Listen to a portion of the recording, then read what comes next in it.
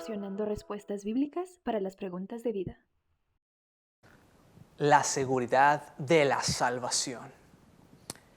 Hay dos enseñanzas diferentes concernientes a la seguridad de la salvación del creyente. Algunos afirman que una persona puede perderla. ¿Y cómo se pierde o por qué? Variaría un poco de un grupo a otro. Y otros afirman que una vez que una persona es salva para siempre sin importar lo que haga. Siempre digo, antes de que discutamos si una persona puede perderla o no, debemos discutir cómo se puede conseguir. Uno nunca debe preocuparse por perder la salvación hasta que esté seguro de que la tiene. Tenemos muchos mensajes en nuestras páginas y sitios web que explican cómo se puede obtener. Si no está seguro, por favor escuche los mensajes. Sabemos que ha habido muchos cristianos maravillosos en ambos lados. Ambos tienen los mismos puntos razonables en sus creencias y Dios los quiere de esa manera. La maravilla de la palabra de Dios es que está perfectamente equilibrada en este asunto, como lo es en todos los demás. No creo que necesitemos probar si un grupo está bien o mal. Solo podemos ver lo que las Escrituras enseñan acerca de la salvación y su seguridad. Cuando comprendamos qué es la salvación, también entenderemos cuán segura es. ¿Qué es la salvación? Solo mencionaré algunos de los aspectos principales de la misma. Número 1. La regeneración. Tito 3:5 dice, nos salvó no por obras de justicia que nosotros hubiéramos hecho, sino por su misericordia, por el lavamiento de la regeneración y por la renovación en el Espíritu Santo. 2 Corintios 5:17 dice, de modo que si alguno está en Cristo, nueva criatura es. Las cosas viejas pasaron, he aquí todas son hechas nuevas.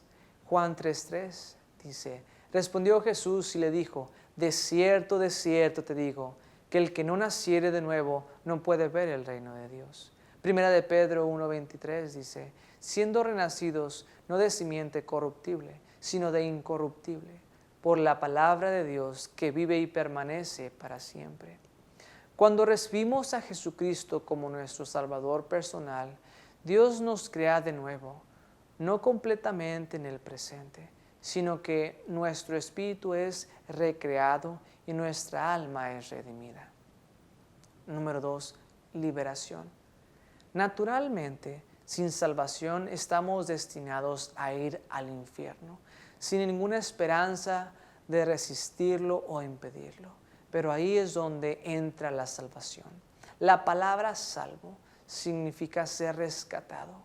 Dios, por medio de la persona y obra de Jesucristo y por el ministerio del Espíritu Santo, nos libera de nuestro destino cuando recibimos el don de la vida eterna. También es una liberación de la muerte espiritual.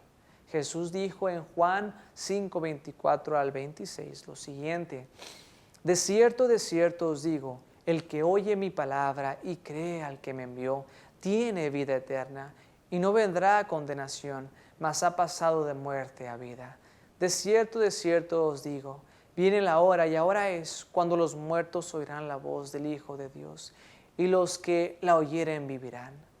Porque como el Padre tiene vida en sí mismo, así también ha dado al Hijo el tener vida en sí mismo.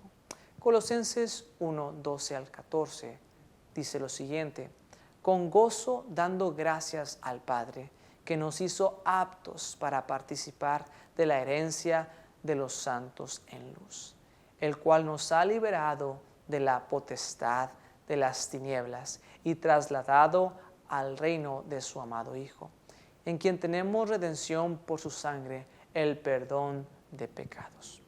Tercero, redención.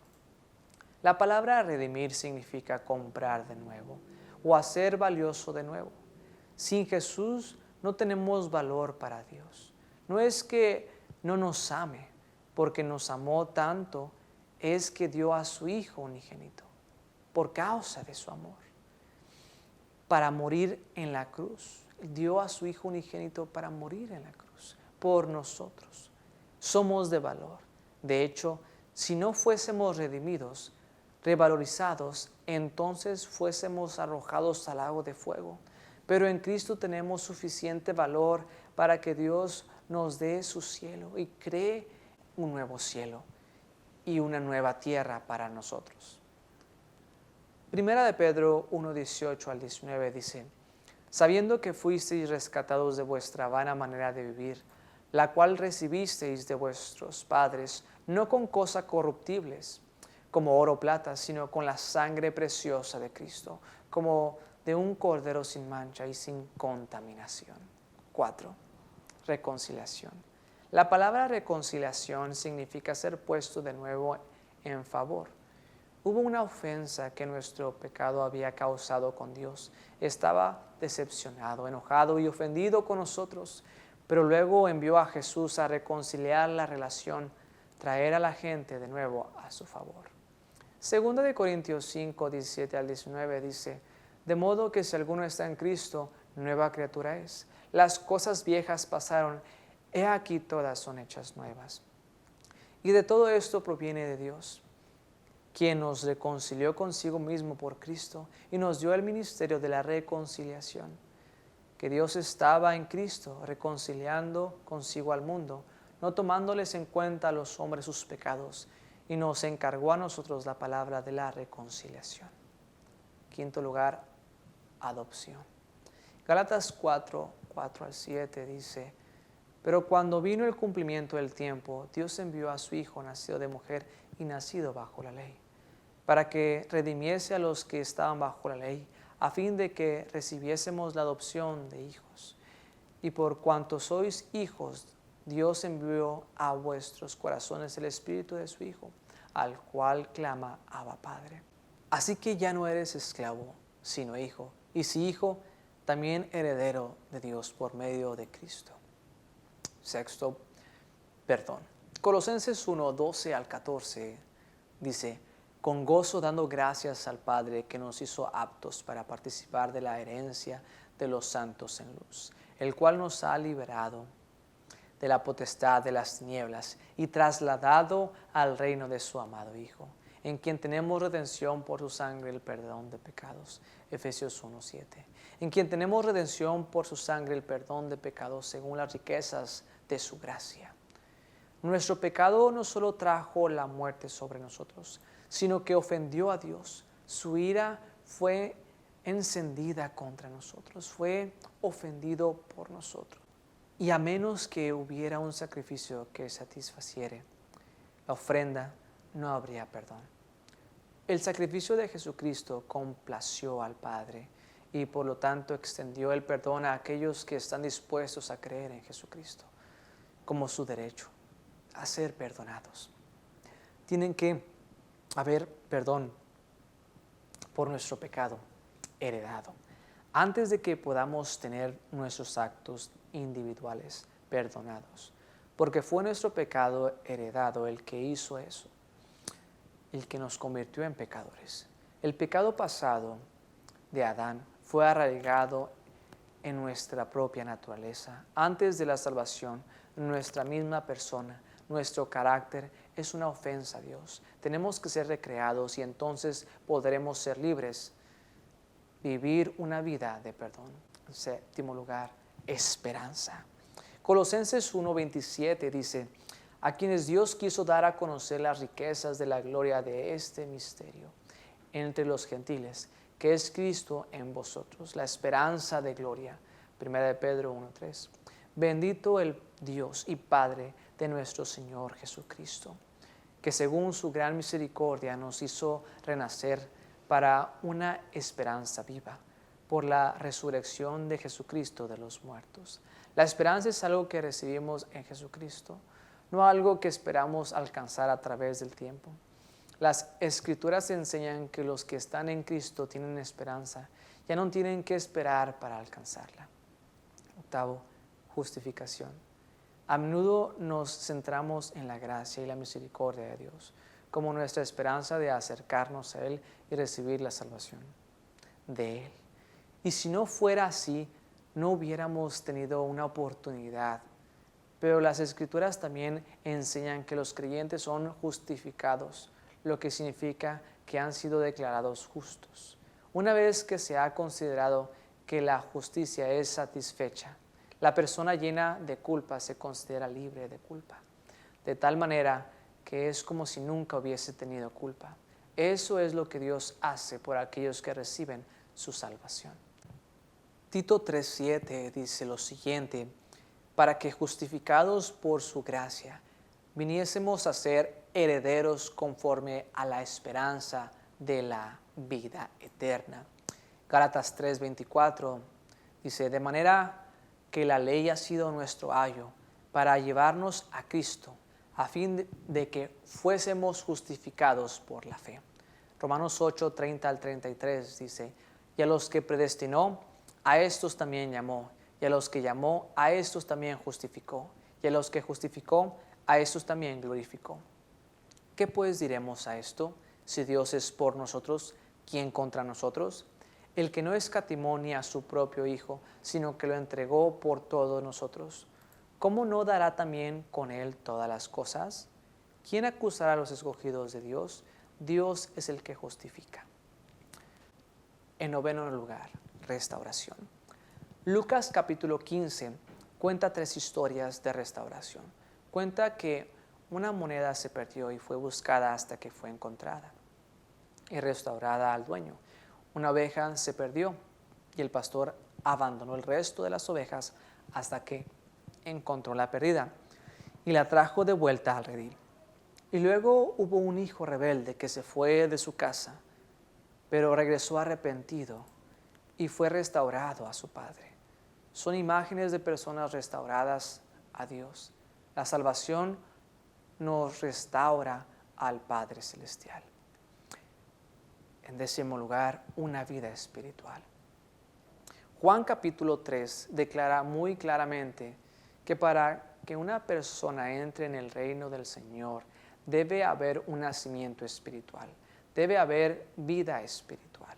Juan 3:5-8 dice lo siguiente: respondió Jesús: de cierto te digo, que el que no naciere de agua y del Espíritu no puede entrar en el reino de Dios. Lo que es nacido de la carne, carne es, y lo que es nacido del Espíritu, Espíritu es. No te maravilles de que te dije, os es necesario nacer de nuevo. El viento sopla de donde quiere, y oye su sonido, mas ni sabes de dónde viene ni a dónde va. Así es todo aquel que es nacido del Espíritu.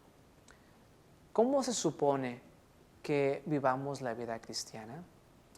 Estas son algunas cosas a tener en cuenta.